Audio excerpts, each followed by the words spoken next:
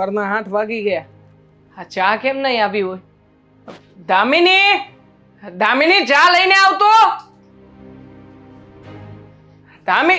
ચાલો મારી સાથે ચાલો. અરે ચા પીવાનું કીધું એમાં તારી સાથે આવવાનું કેમ? ચા પીવા નહીં આવે તો? મારી સાથે શોપિંગ કરવા ચાલો. હવે શેની શોપિંગ કરાવી દઉં? આ મેં કોઈ ઠેકો લીધો છે કે જ્યારે હોય ત્યારે તું આવીને જે કંઈ પણ વસ્તુ કહે એ વસ્તુ મારે કરી નાખવાની? હા તો કરવી પડે, એમાં નવાઈની વાત શું છે? આ તમે ડિમાન્ડ પૂરી નહીં કરો તો કોણ પૂરી કરશે? હા જુઓ ભાભી, હા ભાઈ ભાઈ બધી જ ડિમાન્ડ પૂરી કરે છે ભાભીની, અને એક તમે છો 100 સવાલ પૂછશો. ભાભીમાં અને તારામાં જમીન આસમાનનો ફરક છે, એ ખબર છે? હા ભાભી ભણેલા ગણેલા છે.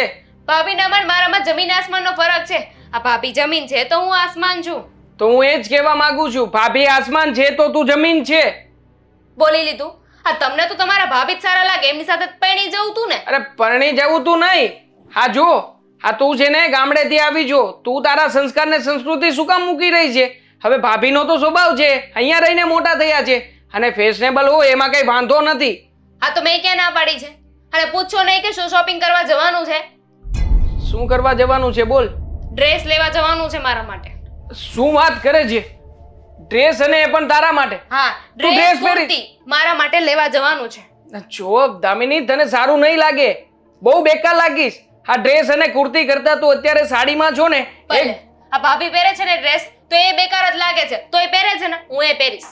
એને સારું લાગે શરીર પ્રમાણે, તને નહીં લાગે એટલે કહું છું. તમને બહુ ખબર શરીરની. કેમ?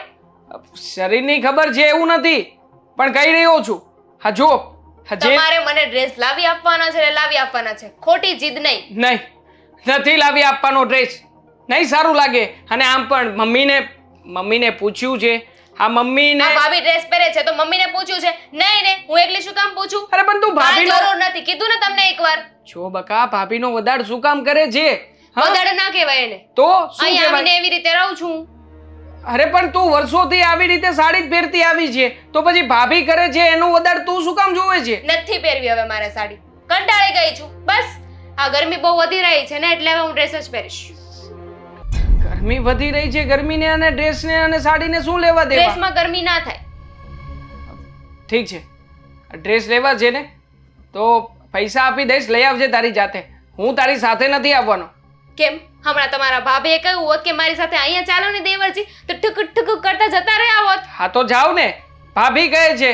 અને આમ પણ ભાભી કહીને એ બધું જ કામ કરી આપીશ, પણ તારું એક પણ કામ નહીં કરું. હા તું છે ને તારા હાથ નીચે રાખીને નચાવવા માંગે છે, પણ હું નાચવાનો નથી, યાદ રાખજે. હા ડાચો જોઈને કોઈ કહે કે તમે મારા હાથ નીચે નાચો છો? હા મોફત જવાબ આપો છો તોય?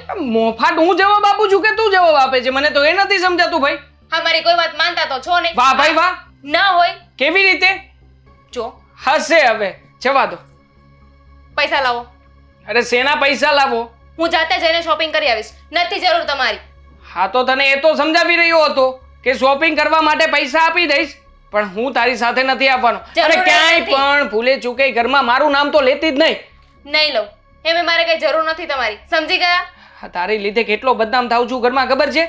હા મમ્મીને, મોટા ભાઈને અને ભાભીને બધાને જવાબ આપવા પડે છે મારે. હો બહુ જવાબ આપી દીધા તો સારું ને, જવાબ આપો છો તેમાં નવાઈની વાત શું છે? આજ પહેલા ક્યારેય તે મેકઅપ કર્યો છે?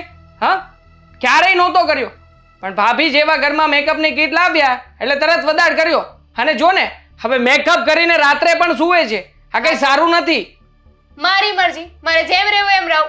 અરે તારે જેમ રહેવું એમ રે, પણ ખોટો વદાડ ના કર. હું તને એ જ કહેવા માંગુ છું, બીજું કઈ નથી કહેતો. પૈસા આપવાના જ તમારે. હા તને ખબર છે હા ગધેડામાં અને ઘોડામાં કેટલો તફાવત હોય?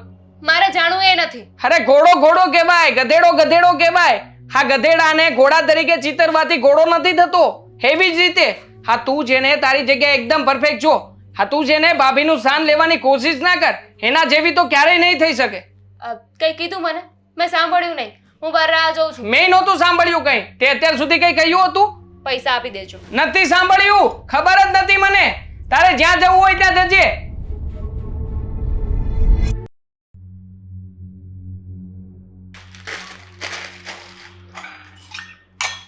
મમ્મીજી, હા બોલો ને બહુ બેટા. શું થયું? મારી વાત સાંભળો. હું તમને કહેવા જવાની હતી, એટલે કે પૂછવા જવાની હતી કે આજે મેથી બટાકાનું શાક બનાવી દઉં. શું છે કે આ છેલ્લા 3 દિવસથી પંજાબી બને છે, તો આજે થોડુંક આપણે મમ્મીજી હું વાત કરવા આવી છું. અરે પણ કઈ બાબતમાં વાત કરવી છે મીરાબો? સાચું કહું ને તો અત્યારે મને માત્ર ને માત્ર રસોઈમાં રસ છે, તમારી વાત સાંભળવામાં નહીં. છતાંય તમે કેવા આવ્યા છો ને તો હું વાત સાંભળી લઈશ. બોલો. મમ્મીજી આ દામિની છે ને હવે હદ વટાવી રહી છે. દિવસે ને દિવસે એની વાતો અને એનો વ્યવહાર છે ને મારા પ્રત્યે બદલી રહ્યો છે. હવે શું કર્યું એને? એ જ કે તમે ડ્રેસ પહેરશો તો હું ડ્રેસ પહેરીશ, તમે બહાર જશો તો હું બહાર જઈશ, તમે કામ નહીં કરો તો હું પણ કામ નહીં કરું. આ તે વળી ક્યાંનો ન્યાય છે? અરે પણ તું તો ઘરે રહીને હા તારું કંપનીનું કામ કરતી હોય છે અને બીજા બધા ઘરના ઘણા કામ સંભાળી લે છે. આ શું કહેવાય, તું પેલું ઓનલાઈન, હા એ બિલ ભરવા, આ બીજી બધી કામ કરવી, આ ઓર્ડર કરવા, એ બધું તું કરી લે છે. તો એ બધું એને ક્યાં આવડે છે? તો તારી સાથે આ બધી વાતમાં વદાડ કરવાનો મતલબ શું છે? એને કોણ સમજાવે કે અમારા બંનેનું એજ્યુકેશન અલગ અલગ છે, જીવવાની રીત અલગ છે, બોલવાની સ્ટાઇલ અલગ છે, રહેણી કેણી અલગ છે ને બોડી લેંગ્વેજ પણ. છતાં પણ એને બધી જ વાતમાં મારી સાથે કમ્પેરિઝન કરવું છે. બોલો. મને નથી સમજાતું કે દામિની વહુ આવા તો નહોતા, પરણીને આવ્યા ત્યારે આવો સ્વભાવ નહોતો, પણ આવ્યા પછી ખબર નહીં શું થઈ ગયું છે. જે દિવસથી પરણીને આવ્યા ને એ દિવસથી આખો એમનો વ્યવહાર જ બદલાઈ ગયો છે. તમે માનશો 2 દિવસ પહેલાં મને શું કહે છે કે મને તો આ આપણું ગુજરાતી ભોજન ભાવતું જ નથી, મને ફાસ્ટ ફૂડ ભાવે છે. હવે મારે એમને કઈ રીતે સમજાવવા કે ફાસ્ટ ફૂડ અને આપણા ભોજનમાં જમીન આસમાનનું અંતર છે? એ ન સમજાય તો કંઈ નહીં, પણ હવે એને ઓનલાઈન બિઝનેસ પણ કરવો છે, મારી સાથે બેસીને લેપટોપ ચલાવવું છે. આવડે છે એને. હું એમ નથી કહેતી કે એને નીચે દેખાડવા માંગુ છું, પણ જે કામ ન આવડતા હોય એને ન કરવા જોઈએ. હવે તો ખબર નહીં શું કરવાની છે આ ઘરમાં. મને પણ નથી ખબર કે એને શું કરવું છે ને શું નથી કરવું. પણ જુઓ, તમે મોટા છે, થોડું મોટું મન રાખીને અમુક વસ્તુ જતી કરો. ખોટું શું કામ મગજ ઉપર ભાર લો છો?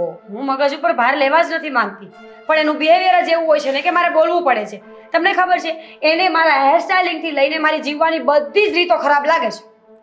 અરે એને ખરાબ લાગે છે કે તમારી સાથે સાથે તમારા જેવી બનવા માંગે છે? મને આજ સુધી સમજાણું નહીં. જે વસ્તુ અમારા જેવી બની શકે ને એ સારી લાગે છે ને જે વસ્તુ ન કરી શકે એ બરાબર નથી.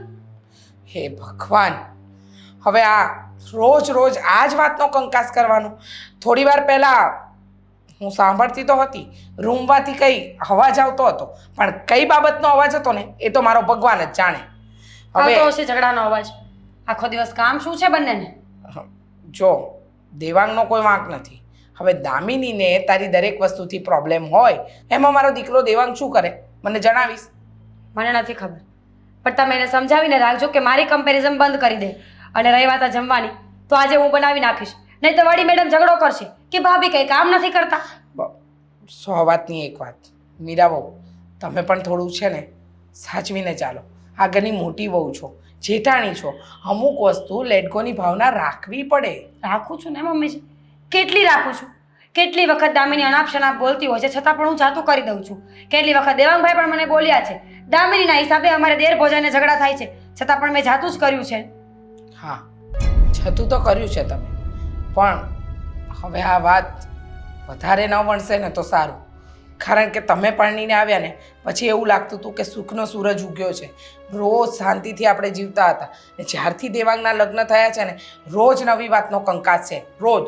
આ તો એની પત્નીને સમજાવો કે આપણા ઘરમાં નહીં ચાલે, આપણા ઘરમાં રહેવું હોય તો સીધી રીતે રહેવું પડશે. મને કહેવાની કોઈ જરૂર નથી, હું તો બરાબર સમજુ જ છું કે મારે શું કરવું જોઈએ. હા, એકદમ સાચું કહ્યું. તમે તો સમજો છો, પણ હું નથી સમજી શકતી કે આનો કઈ રીતે નિવેડો લાવવો. હું ખરેખર કંટાળી ગઈ છું. મને સમજાતું નથી કે આમાં હું શું કરું ને શું ન કરું. એકવાર વાત કરી જુઓ એની સાથે, એને પાસે બેસાડીને સમજાવી જુઓ કે એને શું કરવું છે અને શું જોઈએ છે, પછી આગળનું આગળ વિચારીશું. અને આ જમવાનું હું બનાવું કે તમે બનાવો છો? હું બનાવી લઈશ, તમે તમારું કામ પતાવો.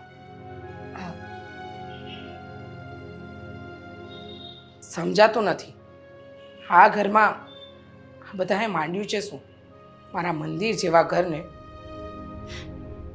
માર્કેટ બનાવીને મૂકી દીધું છે.